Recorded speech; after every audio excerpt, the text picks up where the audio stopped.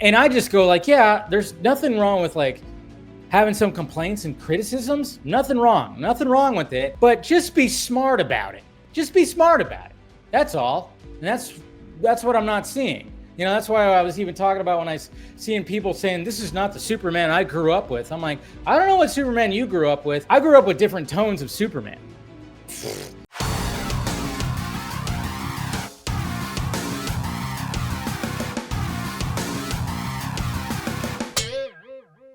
One of the things I wanted to talk about, of course, when it comes to the reactions to the Superman trailer. Okay. Oh, the nitpicks. Oh, the nitpicks. Woo, buddy. There's some nitpicks out there. I tell you what, the nitpicks back 10 years ago were just as ridiculous too. That's what's funny. It's like, wow, here we are, new Superman, and you got people just nitpicking some of the dumbest shit. And it's just kind of, again, what do I say? Bring up that gif of fictional characters. This is Superman, for God's sakes. And I'm like, good Lord. The first nitpick that I was seeing a lot of people like debating, going back and forth on, was the opening scene where, of course, that Lois interviews Superman. And then, of course, he gets very upset and just basically kind of loses it and yells at her. Man, people were offended by that.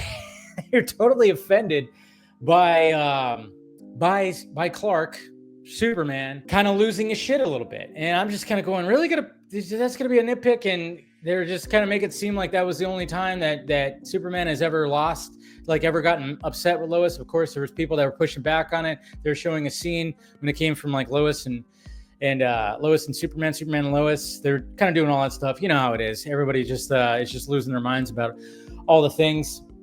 But I'm just kind of going like, okay, why is that such a bad thing? Because I think he thought, oh, she's going to go easy on me and everything like that. What I really like is the fact that she didn't. I thought that was what was cool.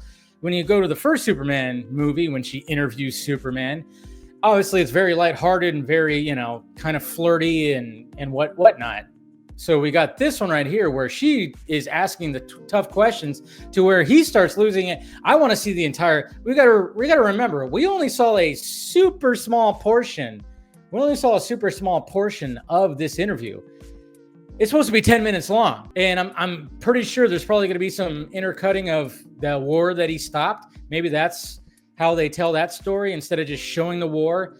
It's probably gonna cut back and forth. That's my guess when it comes to that. But I'm just kind of going, yeah, I don't see that being such a, I don't know. I thought that was kind of cool. It kind of showed a vulnerability, a naiveness to Superman, because he is a young Superman. So why not have that? And I thought, I don't know why, like that was like such a crazy thing. Another thing I saw too was like a lot of people were, of course, with the Guy Gardner, like a little hand swipe thing. I saw people say, what Green Lanterns kill people now? Of course, there's that whole thing. I love it when like the diehard Snyder fans say, oh, what, they're killing people now? And I'm like going, really? You're going to make that argument? I know you're being petty, but don't make that argument, especially when you're defending the things that happened prior when it comes to certain characters. Because why do we have to like always do the whole thing about superheroes killing?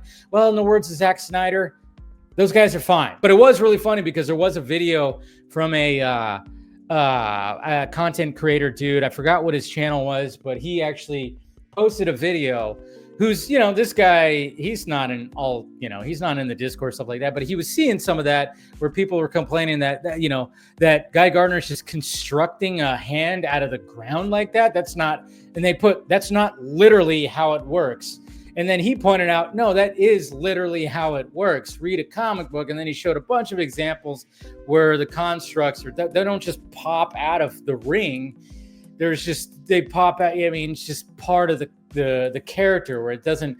I think people think that it's supposed to just pop out of the ring. And I just go like, yeah, there's nothing wrong with like having some complaints and criticisms. Nothing wrong with it, but just be smart about it. Just be smart about it.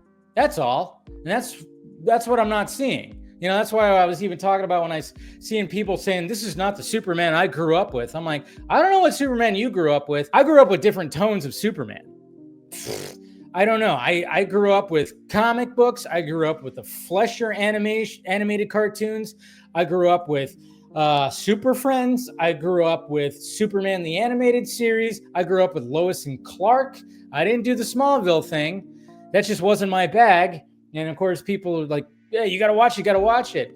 And then I'm just going, when I see clips of that, really, you're going to give shit to what's happening over here after that?